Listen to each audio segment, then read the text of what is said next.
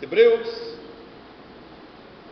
7, de 6 a 9, diz-nos assim: mas aquele cuja genealogia não é contada entre eles, tomou dízimos de Abraão e abençoou o que tinha as promessas.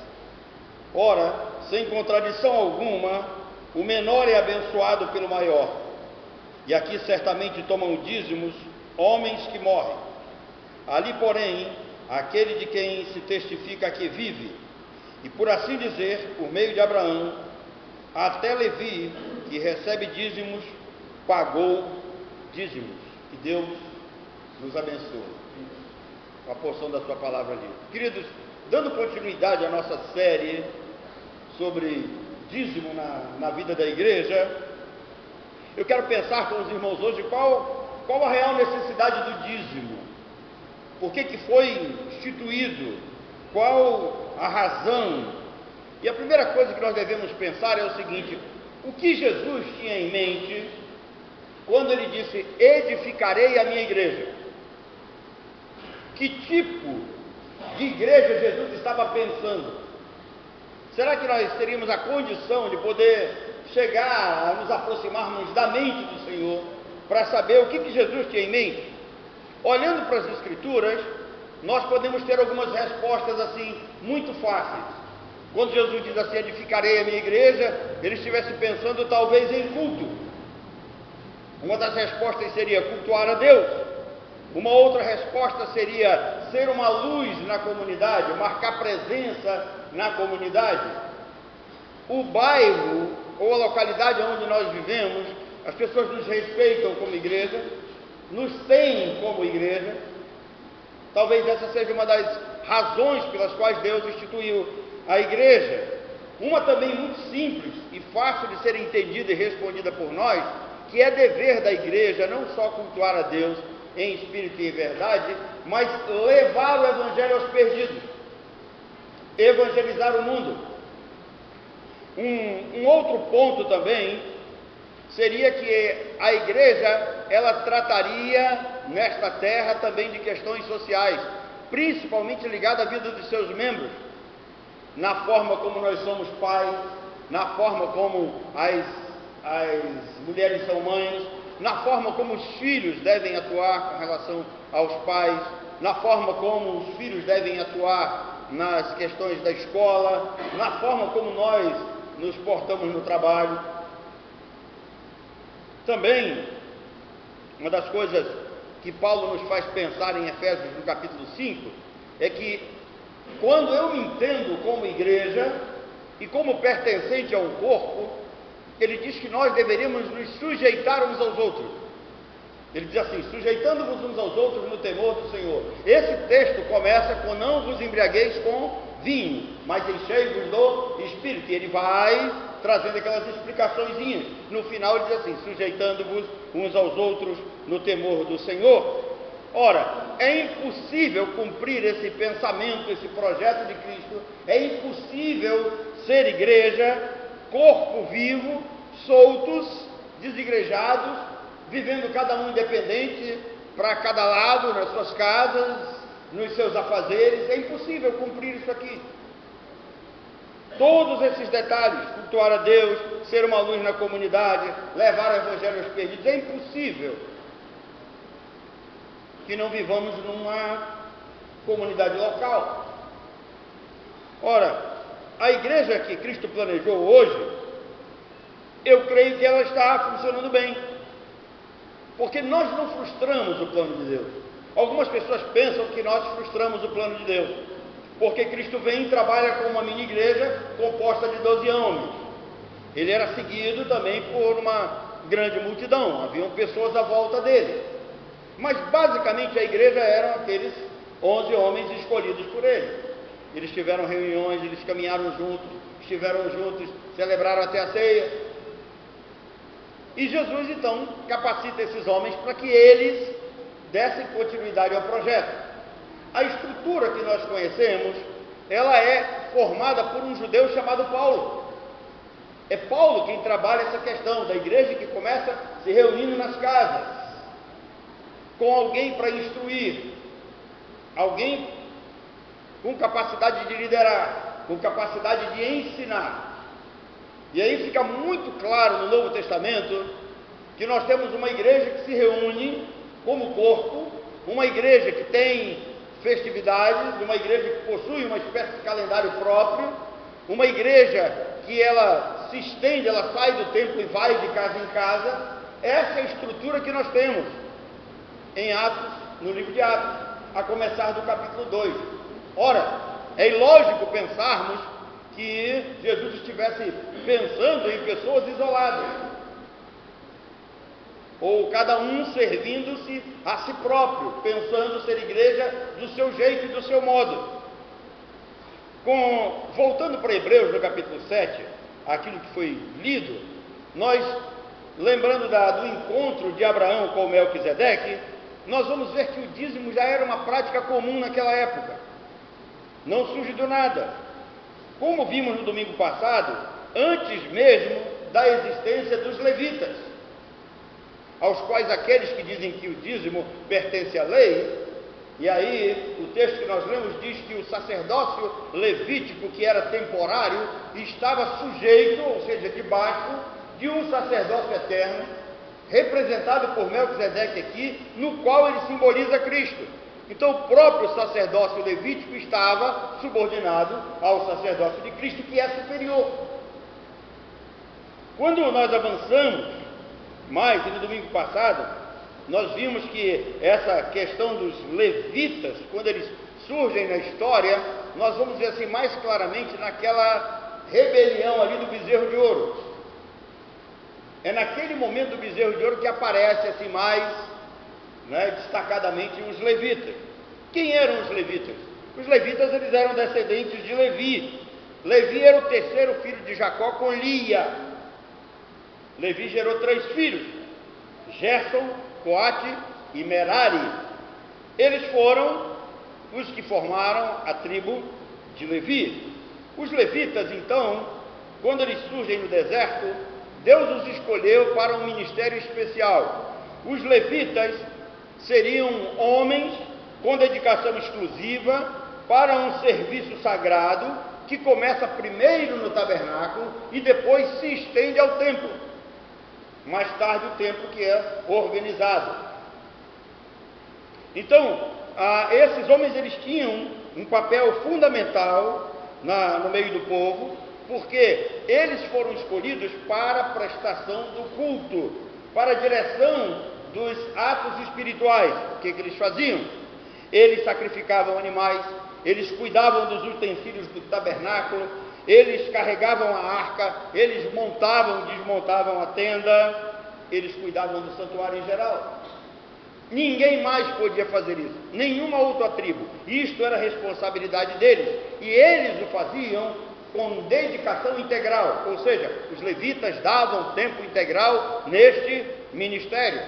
No próximo domingo, se Deus nos permitir, nós vamos pensar sobre a importância dos ministérios dentro da igreja, e nós vamos trabalhar essa questão do que é ser ministério em tempo parcial e o que é ser ministério em tempo integral, quais as vantagens de cada um. Então, queridos, os levitas recebem essa responsabilidade, e quando Israel adentra a terra prometida, e que aquela terra foi repartida por herança, os levitas não receberam herança. E por não receberem herança, Deus determinou que eles fossem sustentados pelas demais tribos. E isso por meio do recebimento de dízimo. Então Deus determinou que os levitas dariam tempo integral, cuidariam do que era sagrado. Eles não teriam herança, mas teriam que ser sustentados. Pergunta: com que autoridade Deus ordenou tal coisa? Talvez aqueles que são contra o dízimo, eles deveriam perguntar: com que autoridade Deus determinou isso? Quem é Deus para determinar as coisas sobre a minha vida, sobre o meu ganho, sobre o meu emprego, sobre os meus proventos? Deveria ser uma pergunta lógica, né? Já que a pessoa se levanta contra isso. Então, para respondermos esta pergunta, nós temos que recorrer à cosmovisão. Cosmovisão diz respeito à visão que nós temos da vida. A maneira como nós vemos, como nós conceituamos a vida à nossa volta. É da cosmovisão, quer dizer, da maneira como eu vejo a vida, que vem toda a nossa concepção interpretativa das coisas. Conceito que nós temos, a interpretação que damos, aquilo que achamos do que acontece, seja em casa, fora de casa, seja no trabalho, seja na igreja, isto vem da nossa cosmovisão.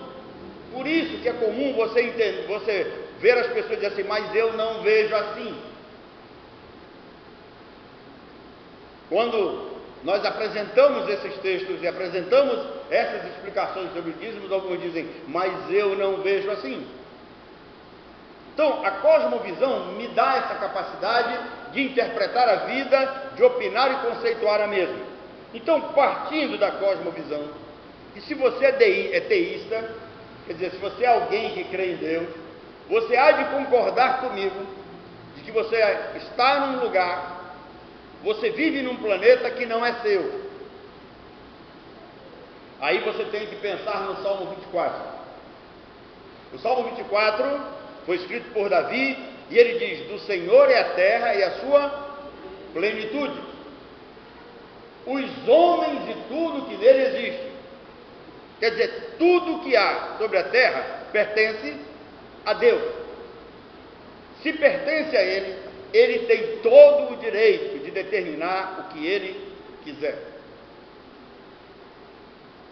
Em Ezequiel, capítulo 18, que é um dos textos que trata a questão assim da maldição hereditária com maior clareza, e vai chegar um determinado momento que Deus, pela boca do profeta, diz assim, minha são todas as almas.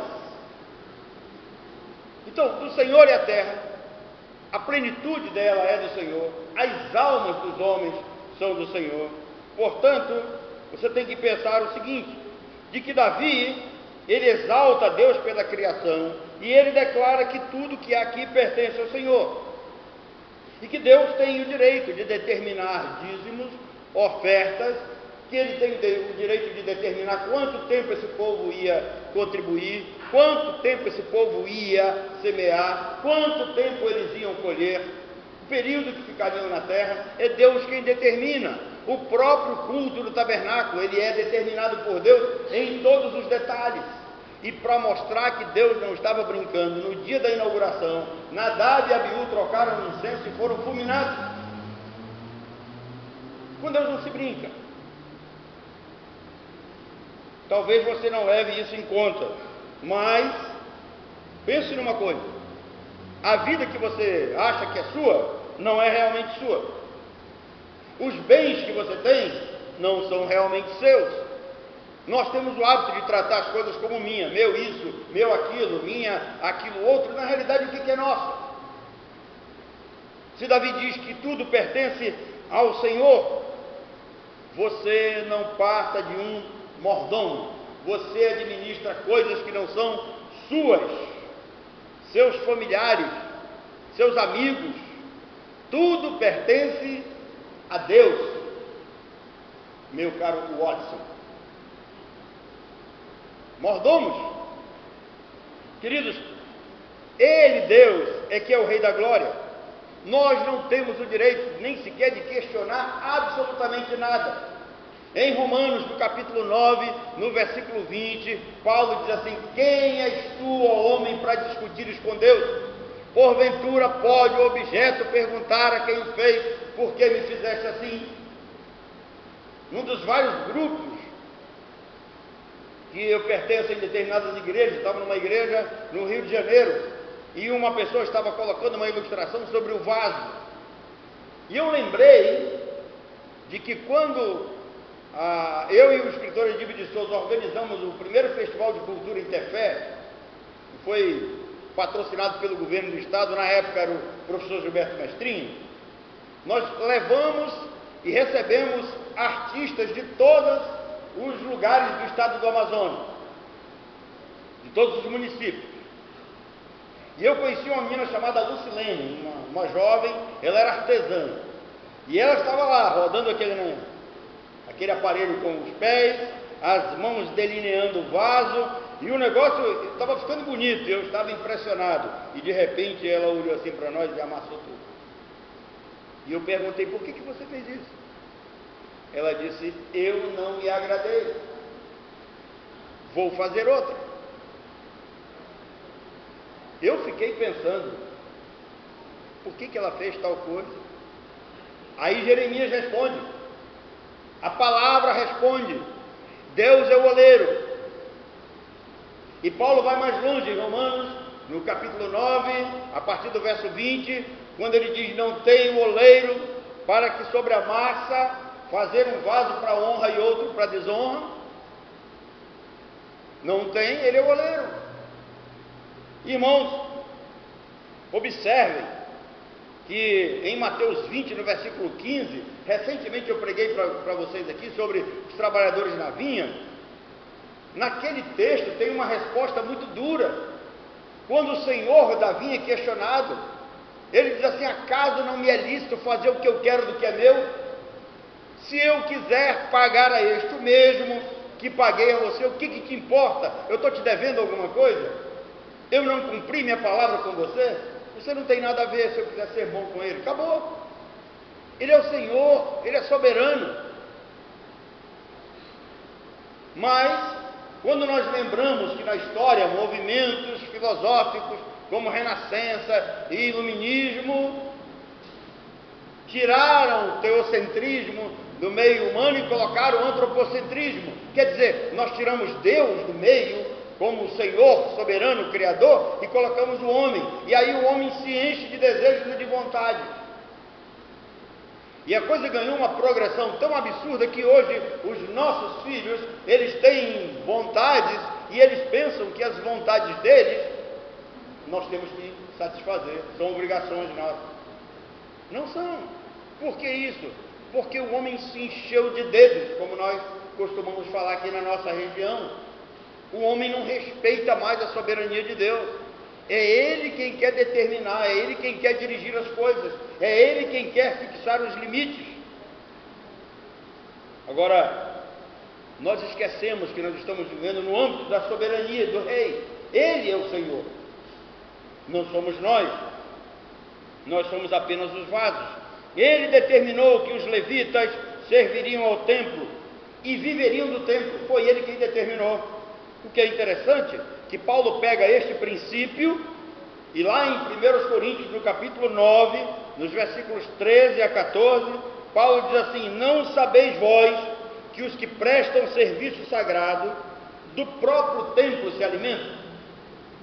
Paulo pega esse princípio do Antigo Testamento e ele traz para a igreja do Novo Testamento. Se Paulo não estivesse pensando numa estrutura igual à nossa aqui, ele não teria autoridade para usar essas palavras, ele não seria nem louco de usar essas palavras. E diz mais, ele diz assim, e quem serve ao altar, do altar tira o seu sustento, assim ordenou ao Senhor aos que pregam o Evangelho que vivam do Evangelho. Na instituição dos dízimos, os sacerdotes, que eram diferentes dos levitas, eles recebiam as ofertas alçadas, as ofertas movidas, as primícias e todas as coisas consagradas. Os sacerdotes recebiam. Também eles recebiam ofertas em dinheiro, como determinava Números capítulo 18, versículos de 8 a 19. E também recebiam o dízimo dos levitas. Por quê? Os levitas recebiam apenas o dízimo. Os levitas colhiam o dízimo do povo, os sacerdotes recebiam o restante, e os levitas que recebiam o dízimo para o seu sustento, eles próprios tiravam daquilo que recebiam e eles davam o dízimo daquilo que recebiam. Então na história surge aquilo que nós conhecemos de o dízimo dos dízimos. Isso é claro. Nós não temos como fugir destes princípios. Isto significa que os levitas também davam o dízimo das suas próprias mãos. Eu já vi muito líder tentando se excusar, dizendo que o líder, o pastor, não deve dar dízimo. Isso não é verdade, porque aqueles que recebiam o dízimo, que viviam do dízimo e administravam o dízimo, também eram obrigados a dar. E por que eram obrigados a dar? Porque, queridos, nós não ensinamos apenas por palavras, nós temos que ter exemplo também. Então, eles davam os dízimos das próprias mãos. Pergunta: qual a necessidade do dízimo então entre os israelitas? Primeira coisa, sustento dos sacerdotes e dos levitas. Deus ordenou o dízimo para sustento dos sacerdotes e dos levitas. Segunda coisa, os dízimos também eram usados para as realizações das festividades em Israel.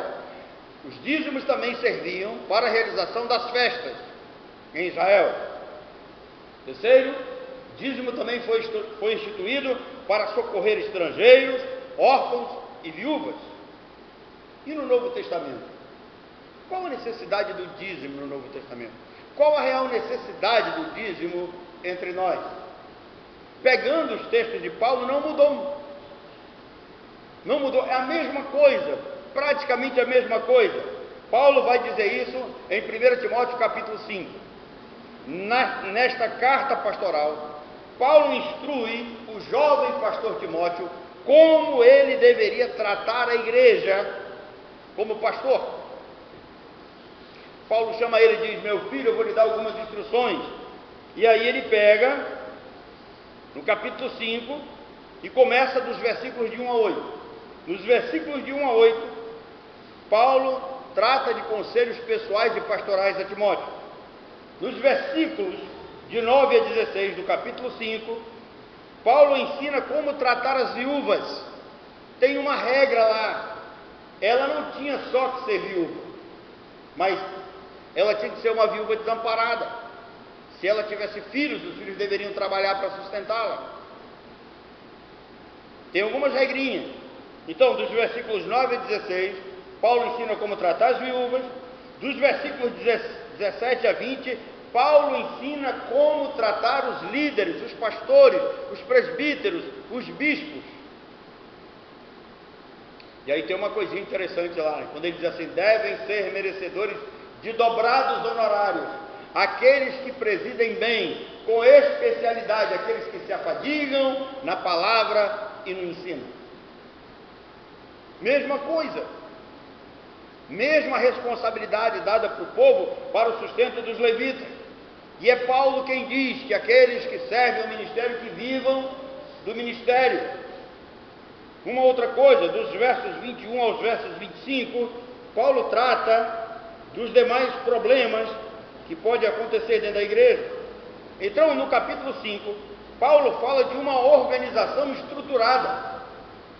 Não é algo isolado, não é algo sem estrutura, não é algo sem organização. A igreja da qual Paulo se refere aqui, ela tem local e endereço definido. A igreja da qual Cristo imaginou, ela tem local e endereço definido. Já lhes disse várias vezes que quando começamos esse trabalho aqui, quando eu estava fundando esse local aqui, nós começamos fazendo culto na casa de um rapaz chamado Salomão, que era filho da Dora. E nós tínhamos certas dificuldades para fazer culto na casa de pessoas. Em determinadas situações, às vezes eles queriam sair e não podiam, porque tinham que receber a igreja em casa. Isso sem falar naqueles probleminhas corriqueiros que não acontecem aqui, porque aqui todo mundo é santo, né? Nascido de novo, filho de Deus, ninguém tem problema. Só os outros. Irmãos, culto na igreja de Cristo tem local e hora marcada, com questões e deveres estruturais, interpessoais e administrativos. Era essa a estrutura que Cristo estava pensando. É impossível cumprir todo esse papel e atingir todo esse propósito como igreja, vivendo sem igreja, vivendo fora dela, não sendo um membro do corpo de Cristo. É impossível cumprir todo esse papel de igreja. A igreja que Cristo tinha em mente, ela está edificada e funcionando muito bem, ainda que algumas pessoas vejam que ela não está. E eu digo para você que ela está, porque cabeça continua sendo Cristo. A igreja é dele e ele continua trabalhando na sua noiva para apresentá-la diante de Deus santa e inculpável, sem mácula nem ruga. Ele que está trabalhando. Às vezes nós achamos que tudo está perdido, mas não, queridos. Esta igreja que Cristo pensou, ele pensou sendo essa organização onde nela habita duas naturezas. Nós não podemos fugir disso. Aqui nós temos habitando a natureza divina, na direção do Espírito, na palavra que vem do Senhor, mas também nós temos as realizações humanas, das quais nós falhamos, das quais nós temos nossas pseudo-opiniões que não deveriam ser. Aquilo que deveríamos ter em termos de opinião deveria ser feito em cima de uma exegese verdadeiramente real, uma hermenêutica, com capacidade a fundo, estudarmos verdadeiramente os livros, os detalhes, para que evitasse essas opiniões. Que infelizmente as pessoas acham, não, mas eu não acho que assim a minha opinião. Querida, a tua opinião, guarda para você. Eu, como pastor, não posso chegar aqui e dizer para vocês, irmãos, a minha opinião não existe isso.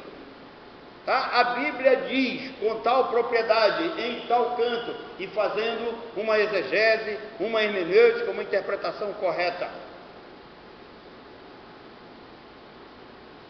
Porque na Bíblia tem um monte de pegadinha, que aqueles que não conhecem verdadeiramente os textos mais próximos dos originais, eles acabam tropeçando. Estava conversando com um amigo, pastor amigo meu, e ele me perguntou, para qual foi a igreja que Paulo falou, de que as más conversações corrompem os bons costumes, de que Paulo, ele começou a exaltar. Eu falei, querido, não foi Paulo que falou isso. Paulo aprendeu Paulo citou isso, a origem vem de um homem chamado Epimenides. Mas está aqui, foi Paulo que usou. E ele não deu crédito. Então isso significa que a gente tem que realmente estudar muito, procurar muita informação, gastar tempo. E isso aí nós vamos ver no próximo domingo, qual a necessidade de termos esse tempo para estudar, que os líderes precisam. Por isso que em Atos, no capítulo 5, na instituição dos diáconos, os apóstolos disseram, nós, porém, nos dedicaremos ao ensino da palavra e às orações. Essas questões mais secundárias deixem outros homens fazerem. Então, no capítulo 5, Paulo fala de essa organização estruturada, da qual Cristo está trabalhando para apresentá-la diante de Deus.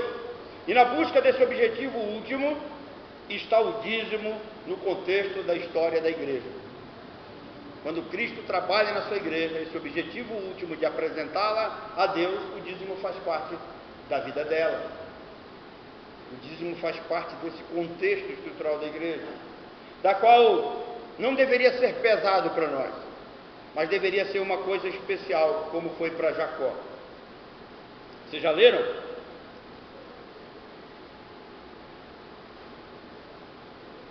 O que Jacó fala acerca do dízimo? Jacó dá o dízimo como reconhecimento da presença e do cuidado divino nos momentos alegres e também difíceis da vida. Jacó não dizima porque ele ganhou alguma coisa, mas Jacó dizima pela consciência que ele tem da presença de Deus na sua vida, pelo cuidado de Deus, pela providência divina. Então é um ato de gratidão, é um ato de louvor, de adoração. A nova aliança, querido, ela não pôs fim àquela estrutura básica do deserto, não. Engana-se quem pensa dessa forma. O ministério da graça foi estabelecido com as mesmas necessidades do ministério da lei. As mesmas. Como nós vimos, aquilo que foi necessário no deserto, Paulo apresenta a Timóteo no capítulo 5 da sua primeira carta. nós temos que pensar o seguinte, que nós somos um povo especial, que se reúne num dia especial, liderados por um homem especial, um povo que traz nas suas mãos uma oferta especial, para apresentar-se diante de um Deus, que Ele não é só especial, Ele é mais que isso, Ele é maravilhoso. Quão maravilhoso é o Rei do Universo. Nós cantamos aqui. Tua glória enche a terra. Cantamos, maravilhoso é poder estar o que em tua presença. Maravilhoso é poder te contemplar. Maravilhoso é poder pela fé tocar as tuas vestes. Maravilhoso é servir de fato ao Senhor. Que Deus nos dê um coração generoso e consciente da graça como o de Jacó. Que nós em nenhum momento venhamos a nos apartar desses preceitos, mas que esse preceito dirija a nossa vida. Se dizimar é pesado para você, pense como Jacó pensou. Ele dizima pela presença, pelo cuidado e pela graça de Deus. Que Deus nos abençoe. Nazareno.